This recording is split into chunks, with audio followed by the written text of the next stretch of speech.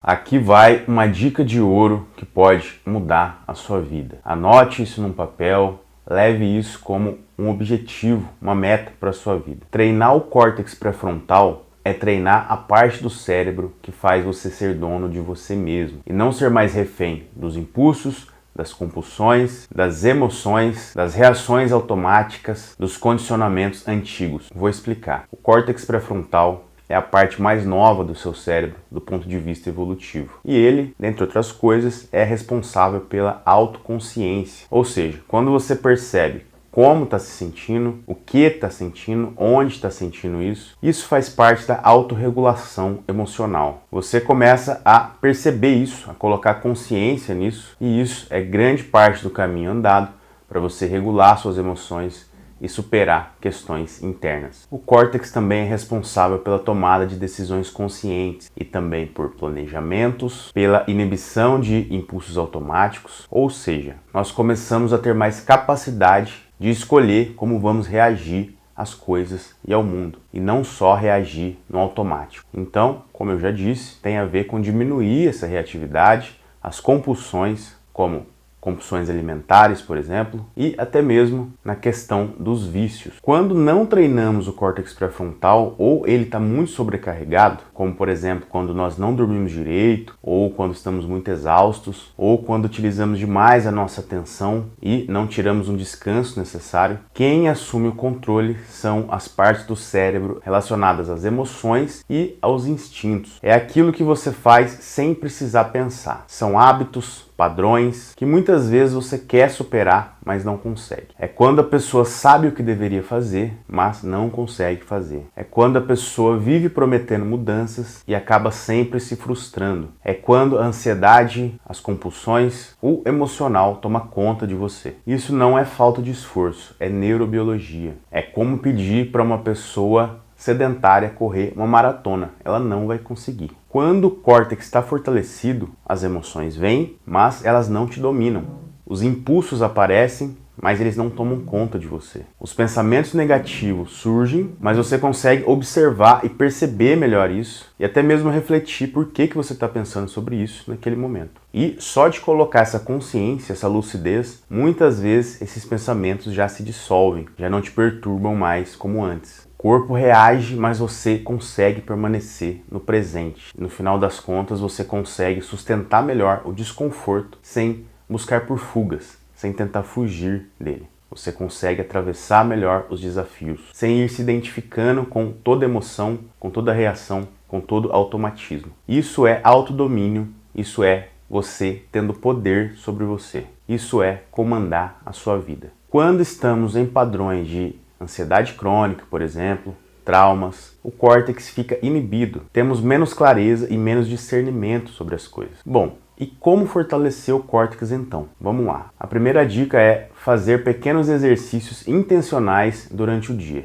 O primeiro deles que eu sempre vou recomendar é a meditação, especialmente a meditação de concentração. Por exemplo, prestando atenção na sua respiração, de 2 a 5 minutos, sem tentar fazer nada, sem tentar mudar nada, simplesmente prestando atenção, observando. E também levar isso para as suas atividades, prestar atenção no que você está fazendo. Por exemplo, se você vai comer, presta atenção na comida que você está comendo, sente o cheiro da comida, sente o sabor, presta atenção no sabor, presta atenção na sua mão pegando no talher. Outra coisa muito positiva, leitura. Lê algumas páginas de algum assunto que exige a sua atenção todos os dias. Não precisa ler 50 páginas por dia. Comece com pouco e vá aumentando. Outra coisa, conversar com alguém estando presente realmente, prestando atenção na conversa e não simplesmente estando ali só por estar. Segunda dica, nomear o que você sente. Quando você sentir algo, tente observar isso e refletir sobre isso. Isso que eu estou sentindo é ansiedade, é medo, é frustração,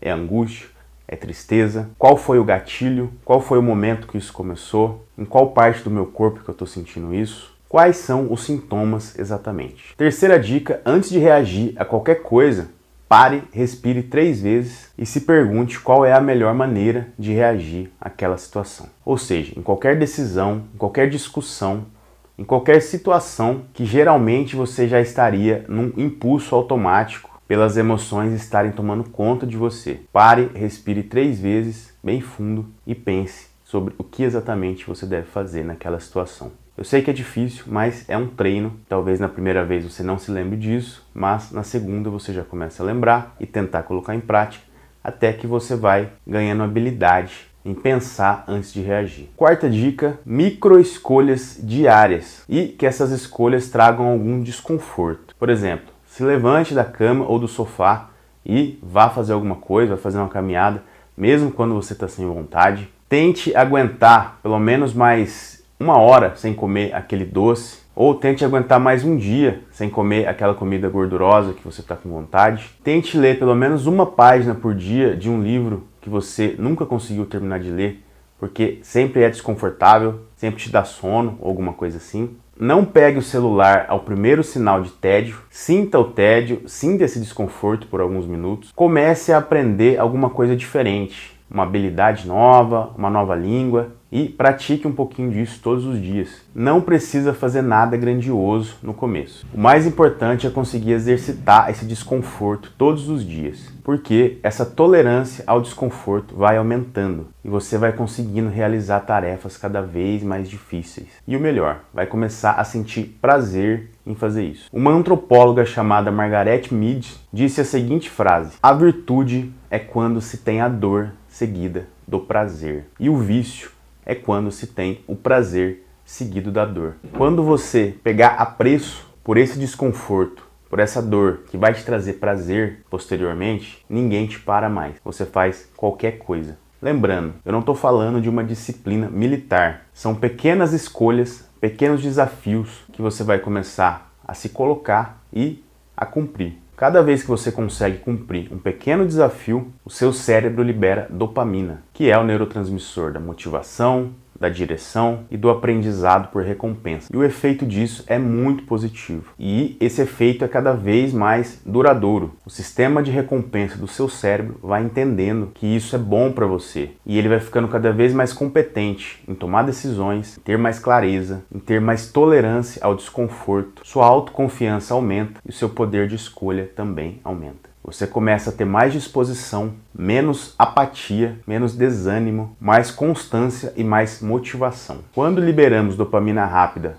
com açúcar, vícios, celular, compras, pornografia, é como se nós anestesiássemos o cérebro. Nós enfraquecemos o córtex pré-frontal, ficamos mais impulsivos e temos menos autocontrole. Sentimos aquele vazio porque queremos cada vez mais estímulos fáceis e rápidos. É muito comum ficarmos procrastinadores, preguiçosos, letárgicos e apáticos. E aí entramos naquele paradoxo. Quanto mais vazio, mais eu quero me anestesiar. E quanto mais eu me anestesio, mais vazio eu sinto. Então, nós só precisamos ter um pouquinho de paciência no começo, até que o seu cérebro comece a estabilizar esse nível basal de dopamina. E isso vai acontecer através das suas micro-escolhas, porque é mais lento a estabilização de dopamina com hábitos desconfortáveis do que quando a dopamina é liberada de formas rápidas e fáceis, como as que eu citei. Mas depois de um tempo, o seu cérebro se estabiliza e fica muito mais fácil você fazer qualquer coisa que você queira fazer. Quinta dica, escreva o que você sente. Expresse no papel ou mesmo digitando tudo o que você sente e também as coisas que acontecem com você e o que mais você queira colocar. E depois, olhe para o que você escreveu, leia o que você escreveu e veja se dá para fazer alguma coisa em relação a isso ou mesmo simplesmente reflita sobre isso que você escreveu. Resumindo, tudo aquilo que for feito com consciência e escolha no lugar de instinto e impulso fortalece o seu córtex pré-frontal. Comece hoje mesmo a praticar o seu poder de escolha e a fazer micro escolhas no seu dia, pequenos desafios para que você possa ir tomando gosto aos pouquinhos por exercitar o desconforto. E em algum momento, quando você menos esperar, você vai começar a se sentir bem em fazer isso e a sentir prazer, principalmente quando você